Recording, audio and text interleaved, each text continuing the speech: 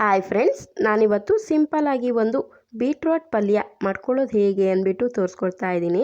ಇದು ಮಾಡ್ಕೊಳ್ಳಿಕ್ಕೆ ನಾನು ಸ್ಟವ್ ಮೇಲೆ ಒಂದು ಪಾತ್ರೆನ ಇಟ್ಬಿಟ್ಟು 4ರಿಂದ 5 ಸ್ಪೂನ್ ಎಣ್ಣೆ ಹಾಕ್ಕೊಳ್ತಾ ಇದ್ದೀನಿ. ಎಣ್ಣೆ ಸ್ವಲ್ಪ ಕಾದ ನಂತರ ನಾನು ಇದಕ್ಕೆ 1 ಸ್ಪೂನ್ ಆಗುವಷ್ಟು ಸಾಸಿವೆನ ಹಾಕ್ಕೊಳ್ತಾ ಇದ್ದೀನಿ. ಸಾಸಿವೆ ಚೆನ್ನಾಗಿ ಸಿಡಿದ ತಕ್ಷಣ ಇದಕ್ಕೆ ನಾನು ಒಂದು 5 ಹಸಿಮೆಣಸನ್ನ ಮಧ್ಯಕ್ಕೆ ಸೀಳಿ ಹಾಕ್ಕೊಳ್ತಾ ಇದ್ದೀನಿ.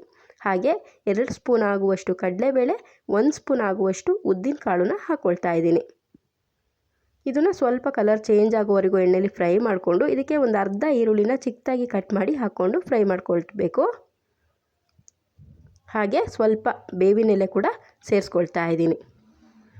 ಈರುಳ್ಳಿ ಎಲ್ಲ ಸ್ವಲ್ಪ ಸಾಫ್ಟ್ ಆದ ತಕ್ಷಣ ಇದಕ್ಕೆ ನಾನು ಒಂದು ಅರ್ಧ ಸ್ಪೂನ್ ಆಗುವಷ್ಟು ಅರಿಶಿನ ಪೌಡ್ರು ಮತ್ತು ರುಚಿಗೆ ತಕ್ಕಷ್ಟು ಉಪ್ಪು ಹಾಕ್ಕೊಂಡು ಚೆನ್ನಾಗಿ ಮಿಕ್ಸ್ ಮಾಡ್ಕೊಳ್ಬೇಕು.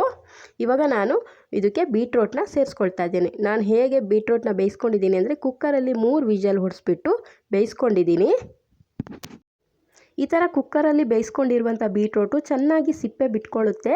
ಅದನ್ನು ಚೆನ್ನಾಗಿ ಸಿಪ್ಪೆನ ಎತ್ಬಿಟ್ಟು ಚಿಕ್ಕದಾಗಿ ಕಟ್ ಮಾಡಿ ಇಟ್ಕೊಂಡಿದ್ದೀನಿ. ಕಟ್ ಮಾಡಿಬಿಟ್ಟು ಇದಕ್ಕೆ ಮಿಕ್ಸ್ ಮಾಡ್ಕೊಂಡಿದ್ದೀನಿ. ಇವಾಗ ನಾನು ತೆಂಗಿನಕಾಯಿ ತುರಿನ ಸೇರಿಸ್ಕೊಳ್ತಾ ಇದ್ದೀನಿ. ನಾನು ಇದನ್ನು ತೆಂಗಿನಕಾಯಿ ತುರಿದು ಹಾಕ್ಕೊಂಡಿಲ್ಲ, ಕೆಲವೊಬ್ಬರು ತುರಿದು ಕೂಡ ಹಾಕ್ಕೊಳ್ತಾರೆ. ನಾನು ಇದನ್ನು ಚಿಕ್ಕದಾಗಿ ಕಟ್ ಮಾಡಿ ಮಿಕ್ಸಿ ಜಾರ್ಗೆ ಹಾಕ್ಕೊಂಡು ಸ್ವಲ್ಪ ಗ್ರೈಂಡ್ ಮಾಡಿಕೊಂಡು ಹಾಕ್ಕೊಂಡಿದ್ದೀನಿ. ಇವಾಗ ಇದನ್ನು ಚೆನ್ನಾಗಿ ಮಿಕ್ಸ್ ಮಾಡ್ಕೊಳ್ಬೇಕು. ನೀರೇನು ಸೇರಿಸ್ಲಿಕ್ಕೆ ಹೋಗಬಾರ್ದು, ಫುಲ್ ಡ್ರೈ ಆಗಿ ಮಾಡ್ಕೊಳ್ಬೇಕು. ಬೀಟ್ರೋಟ್ಗೆ ಹಾಗೂ ತೆಂಗಿನಕಾಯಿಗೆ ಯಾವುದಕ್ಕೂ ಕೂಡ ನೀರನ್ನ ಸೇರಿಸ್ಲಿಕ್ಕೆ ಹೋಗಬೇಡಿ.